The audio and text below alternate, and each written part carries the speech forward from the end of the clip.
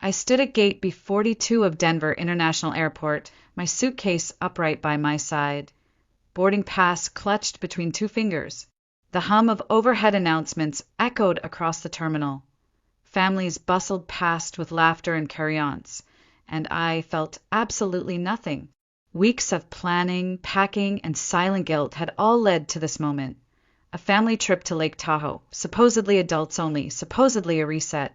My mother had said it a dozen times. You deserve this, Maya. Let Tessa watch the kids. Just enjoy being you for once. She said it like it was kindness, but it wasn't, because right as the pre-boarding call rang out, I saw her, Natalie. My sister walked toward me in a white jumpsuit and oversized sunglasses like she was walking a red carpet. And trailing behind her, like ducklings in chaos, were her 3 children, backpacks bouncing, snacks in sticky hands. One of them already sprinting toward the nearest vending machine like he was escaping prison. I froze. For a split second, my brain refused to process what I was seeing. They said no kids. That was the entire point. They had begged me to leave Chloe and Jacob behind. They'd made me feel like I was being selfish for hesitating. And now this? Mom. I turned as Janet approached, dragging Douglas behind her with that usual hurry-up energy. Did something change? She barely blinked. Oh, Maya, don't look so shocked. Natalie needed the break. You know how hard it is for her. My mouth went dry. So the trip isn't adults only? Janet gave a little laugh, waving a hand like I'd asked something silly. It is for most, but Natalie's kids are no trouble. They're such sweethearts. I blinked. Was she serious? Douglas chimed in with a chuckle, already scanning the gate for coffee. You worry too much, Maya. You're always so tense. And that's when it happened. The sentence that would change everything. My mother glanced back at Natalie's youngest, who was now climbing onto an airport bench like it was a jungle gym, and she said, light as air, sweet as poison, we just love them more. At first, I thought I misheard. Surely she hadn't just said that out loud. But then she smiled, a calm, serene smile, like she'd offered me a compliment. I felt my stomach turn, my chest tighten. My children weren't even worth a plane ticket. I took a step back. Excuse me. Janet sighed like I was being difficult. Oh, don't be so sensitive, Maya. You know what I mean. Natalie's kids are just easier. They listen better. They're more lovable. Lovable. She said it like it was a fact. Not an opinion, not a slip of the tongue. A cold, measured truth. I stared at her, trying to find a flicker of guilt in her eyes. There was none. Not even hesitation. My hand gripped the suitcase tighter. You lied to me, I said. You looked me in the eyes and told me it was adults only. Douglas let out a slow exhale. Don't be dramatic. Natalie's doing her best. She's a single mom, remember? I'm a single mom, I whispered. But no one ever makes exceptions for me. Natalie finally looked up from her phone and smiled lazily. Relax, Maya. My kids are angels. You won't even notice them. That was the moment. The one I'd always wondered if I'd recognize. The moment when everything changes. I wasn't invisible anymore. I was irrelevant. I turned to my boarding pass. The destination didn't matter anymore. I looked back at them, my parents, my sister, her children who could do no wrong, and I knew I wasn't going on that trip. They had made their choice. Now it was time I made mine. I don't remember walking back to the parking garage. I must have looked like a ghost moving through the crowd, silent, distant, no longer tethered to the noise around me. I didn't even cry. Not yet. The anger hadn't taken shape, and the sadness hadn't landed. All I felt was a kind of numb clarity, like waking up from a long, disorienting dream where you'd convinced yourself you were loved. The engine hummed as I pulled onto Pana Boulevard, the Denver skyline shrinking behind me in the rear-view mirror. My phone buzzed on the passenger seat. Mom, again. I didn't touch it. The city blurred past my windows, but all I could see were my children's faces. Chloe's bright eyes blinking sleepily when I kissed her goodbye. Jacob's little voice asking, "You'll call, right, Mommy?" I had promised I'd call. I had promised, because I thought this was temporary. Just a few days away. A chance to breathe, like they said. "You give too much, Maya," Tessa had told me. "You need a break before you burn out." I believed her. I believed them. And now I had left my children behind so that my parents could spend a luxury retreat with their real family. It wasn't just the airport. It wasn't just the lie. It was everything. Every birthday party where Chloe got a cheap plastic toy while Natalie's kids got new bikes. Every holiday where my kids were told to sit quietly while hers got praised for singing out of tune. Every time Mom would glance at me with that look, not quite disappointment, not quite contempt, just dismissal. I gripped the steering wheel tighter. The skin across my knuckles stretched pale. All this time, I thought I was imagining it. I told myself I was being insecure, jealous, overthinking. I let them guilt me into silence, because that's what good daughters do. That's what second-place daughters learn to do. They shrink so others can feel tall. But today they said it out loud. We just love them more. It wasn't a metaphor. It wasn't said in anger. It was a confession, a truth they had believed for years and had finally grown comfortable enough to stop hiding. I had spent nearly 4 decades trying to earn something that was never mine to win. I gave them everything, my holidays, my money, my time, and they repaid me with scraps of approval when it suited them. And now they had shown me, crystal clear, where I stood in their perfect little hierarchy. The truth sat like a stone in my chest. I wasn't just excluded from the trip. I was excluded from the narrative. I was the utility daughter, the responsible one, the background support, who held everything together so Natalie could shine in the spotlight. And my children, they were just footnotes in someone else's family photo. By the time I pulled into my driveway, the numbness had settled into something heavier. I killed the engine, sat in silence, and stared at the door I had walked out of just that morning, believing, foolishly, that my family saw me, that my parents valued me, that my children, in their eyes, were as cherished as Natalie's. I was wrong, and now I couldn't pretend anymore. The house was still when I stepped inside. Tessa had left the porch light on and a note on the kitchen counter in her careful handwriting. "Kids had dinner. All good. Call me if you need anything." I stood there for a long minute, the silence pressing in around me, heavier than the noise ever could have been. My suitcase, still clutched in one hand, unopened. My boarding pass, crumpled and forgotten in the other. Upstairs, I could hear the gentle rise and fall of little breaths. Chloe and Jacob were asleep. They had no idea what had happened, no idea how close I had come to disappearing for days, or how close I had come to disappearing altogether. I sat at the kitchen table, staring at the blinking cursor on my phone. The screen glowed coldly, like it knew this wasn't just a message, it was a fracture, a final cut through flesh that had already scarred too many times. My heart pounded in my chest. My hand shook just slightly, but my mind was clear. I opened the Wallace family group chat, the same thread where my parents posted photos of Natalie's kids almost daily, the same thread where my children's names were barely mentioned unless I brought them up, the same thread I had stayed in for years out of guilt, out of hope, out of habit. I took a deep breath and began to type. I won't be coming on the trip, and I won't be part of this family anymore either. I paused. That could have been enough, but it wasn't. I've spent my entire life being treated like I was less, like my children were less. Today you said it out loud. You made it clear. That will never change. So I'm done. My thumb hovered over the send button. 1 second. 2. I didn't cry.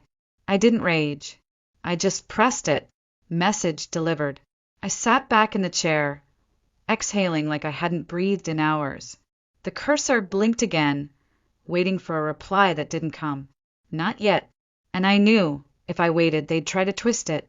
So I didn't wait. I opened the contact list, blocked Janet, blocked Douglas, blocked Natalie, deleted the group chat, deleted every thread that began with "Can you help?" or "Be a good sister," and just like that, it was done. The severing wasn't loud. There was no dramatic shout, no slam door, just a phone gone still, and a woman finally reclaiming the silence. For the first time in years, I wasn't waiting for someone else's voice to tell me who I was. I went upstairs and peeked into my children's room. Chloe had one arm thrown across her stuffed unicorn. Jacob snored softly into his pillow. Their cheeks were flushed with warmth, peace, and something else, safety. They had no idea what I had just done, but I had done it for them, and for myself, for the woman I was tired of apologizing for the mother I'd fought to become without anyone's help. I closed the door softly and whispered, "No more." The next morning, I woke to nothing. No messages, no missed calls, not even a passive-aggressive group text from Janet about breakfast buffets or scenic overlooks. For a moment, I let myself believe maybe they understood. Maybe they read my words and finally saw me. But by the time lunch rolled around, the silence broke. The first call came from my mother. I watched the screen flash "Mom Mobile," the name glowing against the darkened background of my phone. I didn't answer. I couldn't. Not yet. An hour later, she called again. Then Douglas. Then both, within minutes of each other. By evening, I had 6 missed calls. Still no messages. No explanations. No apologies. Just that relentless buzz like they were knocking on a door they'd kicked me out of years ago. On the second day, the tone changed. Mom's voice finally arrived, not in apology, but in warning, dressed up as concern.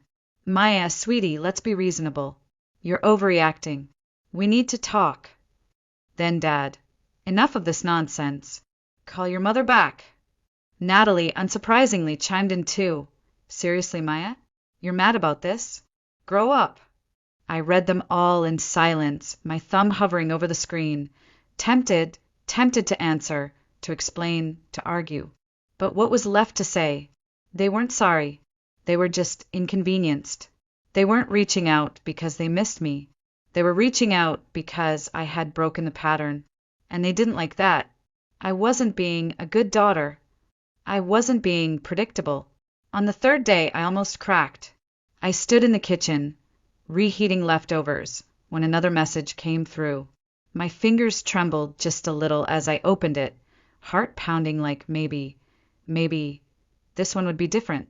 "Maya, your father and I need help financially. We need to talk."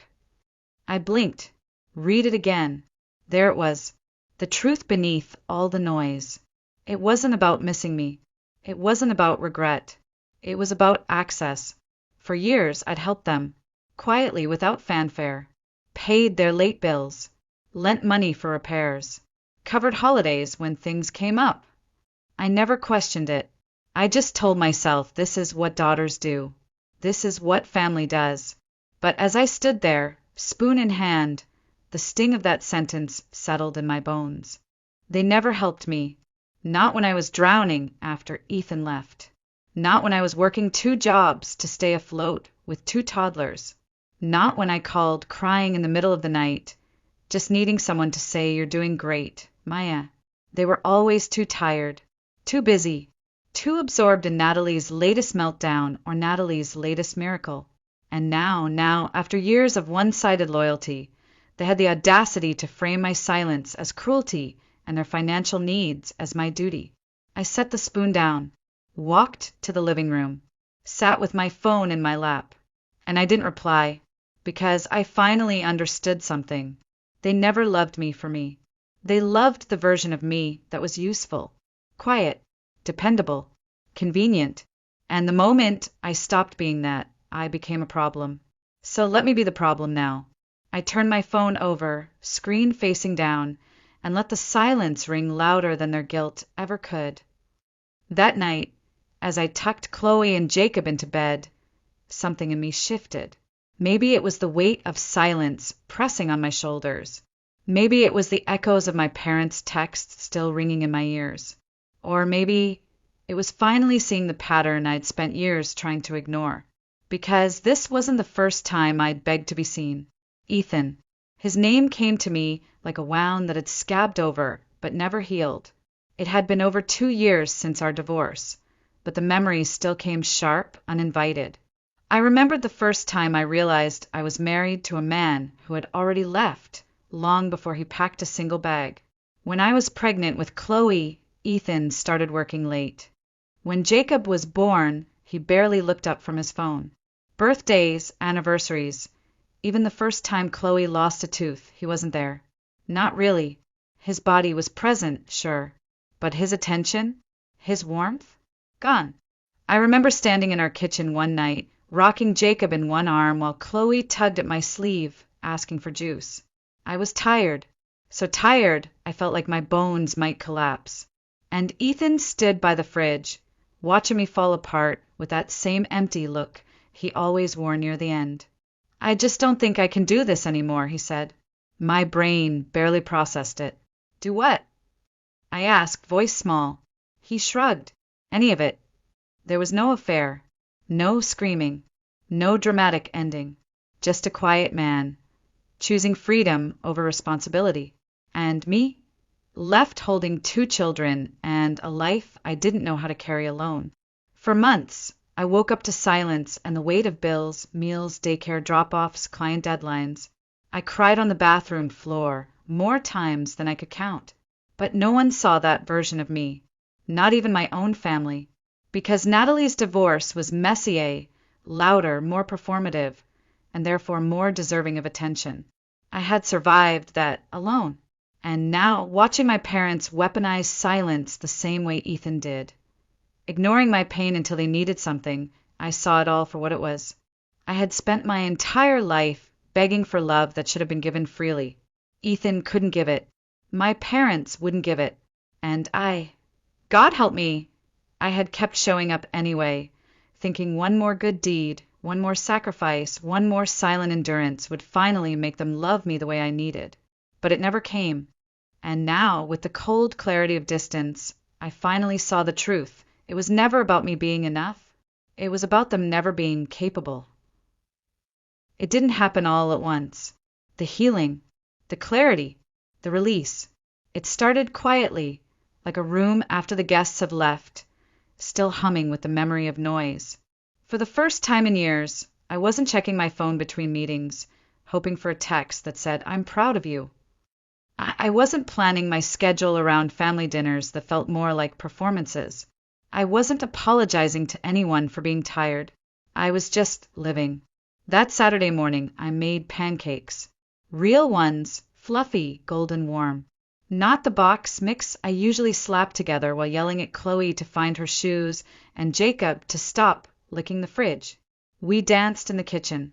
No reason, no music. Just Chloe spinning in her mismatched socks and Jacob drumming on the counter with a wooden spoon. I laughed. I actually laughed. It felt foreign in my mouth. Tessa walked in mid-spin, still in her hoodie from the night before, coffee already in hand. She leaned against the doorway and raised an eyebrow. "So this is the new you?" I flipped a pancake and smiled. "No, this is the me that was always underneath." She watched me closely. "You're really done with them, huh?" I nodded, but it didn't feel triumphant. It felt necessary. Later that afternoon, as I was sorting laundry, Chloe walked in dragging her stuffed unicorn behind her. "Mommy," she asked soft, "when are we going to Grandma and Grandpa's again?" I froze. My hands paused mid-fold. The room seemed to still with her question. Jacob perked up from the floor. "Yeah, we haven't seen them in forever." How do you explain to a 5-year-old and a 7-year-old that their grandparents see them as collateral damage? How do you say, "They didn't forget you, they just chose someone else"? I knelt to their level, brushed a curl from Chloe's cheek. "We're not going to see Grandma and Grandpa anymore," I said gently. "Why not?" She blinked, confused. "Because sometimes family doesn't treat us the way we deserve to be treated," I said, my throat tightening. "And when that happens, we have to protect ourselves." Chloe stared at me for a moment, considering, then nodded. Okay, she said simply, like her soul already knew. She picked up her unicorn and skipped away like she had just accepted the sky was blue. I stood in that room for a long time, arms limp by my sides, eyes stinging. It had taken me decades to let go. It took her 2 seconds, and maybe that's what broke me most. It was a Thursday. The sky was gray with the kind of stillness that settles before a storm. I had just settled onto the couch, tea in hand, when there was a knock at the door. 3 short raps. Not urgent, not hesitant, familiar. I froze. No one ever just showed up at my house. I walked to the front window, slowly, peeked through the curtain, and felt my stomach drop. Natalie. Her blonde hair was swept into that effortless bun she always wore when she wanted to seem casual, but put together. She was shifting her weight from one foot to the other, arms crossed, gaze bouncing between her phone and the doormat. I considered turning off the lights, pretending I wasn't home, but something deeper than spite pulled me toward the door, closure. I opened it, but didn't step aside. Natalie raised her eyebrows, mildly amused. Wow, no hello.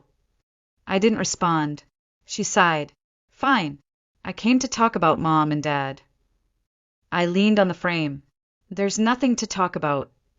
Oh, come on, Maya, she said, annoyed now. You made your point. You're mad. We get it. But they're still your parents. I let out a short laugh. No, Natalie. They were my parents. Until they told me, in the middle of a public airport, that they love your kids more than mine. She rolled her eyes. Oh, please. They didn't mean it like that. I locked eyes with her. They meant it exactly like that, I said quietly. And what's worse, you didn't flinch when they said it. You agreed, Natalie, with your silence. She shifted, finally unsettled. Look, she said, softening their hold. They don't always say the right things. You can't just cut them off forever. Can't I? I tilted my head, because that's exactly what I did. And you're here, because for the first time in your life, they're panicking. She opened her mouth, closed it. I kept going. I'm done being the extra daughter, the one who works quietly in the background while everyone claps for you. I'm done pretending I don't notice how different the rules are for you and me. Natalie blinked. There was something in her eyes. Not guilt, not apology, just the faintest flicker of awareness. Like maybe, for a second, she saw the full weight of what she had benefited from and how much I had lost along the way. I stepped back just an inch and gripped the edge of the door. This is the last conversation we'll ever have, I said. So if there's something you need to say it now. Natalie opened her mouth again, but said nothing. Just stood there, watching as I closed the door. And this time, I was the one who walked away. That evening, I sat on the couch with Tessa, tea in hand. No words between us. Just the soft sounds of laughter spilling from the hallway where Chloe and Jacob played some game only they understood. Tessa took a sip and leaned her head against the back of the couch. So she said, Your sister showed up. I nodded. Let me guess, she said. She wanted you to forgive and forget. Wrap it all up in a pretty bow so nobody has to feel guilty. I smirked. You've always been good at guessing. She looked at me, and I told her to leave, I said. Told her it was over. Not just this fight, all of it. Tessa didn't speak right away. She just reached over, touched my hand, and for the first time in a very, very long time, I didn't feel alone. The next few weeks were quiet. No more calls, no more messages, no sudden appearances, just silence. And instead of fearing it, I welcomed it. I didn't miss them. I didn't miss the tightrope walks through family dinners, the polite laughter that always came with a hidden bruise, the endless emotional gymnastics to stay visible. I didn't miss the guilt, the obligation, or the desperate hope that this time, they'd finally choose me. I had stopped waiting. One night, Chloe came into the kitchen while I stirred soup on the stove. She clutched her stuffed unicorn tight, her brows furrowed. Mommy, she asked. Do you think Grandma and Grandpa ever loved us?" The spoon paused in my hand. I looked at her, truly looked at her, and saw the one thing I had sworn to protect. Innocence asking if it had ever been enough. I knelt beside her and brushed her hair back. "They love in the only way they know how," I said gently. "But it wasn't the kind of love we deserve." She nodded, like she understood more than a child should. "I'm glad we don't go there any more." "Me too," I whispered. That night, after the kids were in bed, I lay in the quiet and stared at the ceiling. I thought about everything I had left behind, the family I was born into, the marriage I tried to save, the approval I used to chase. And then I thought about what I had now. Peace. Not perfection. Not closure. Just peace. No more chasing. No more shrinking. No more performing. Just me. And my children. And the sound of laughter in a house that finally felt like home.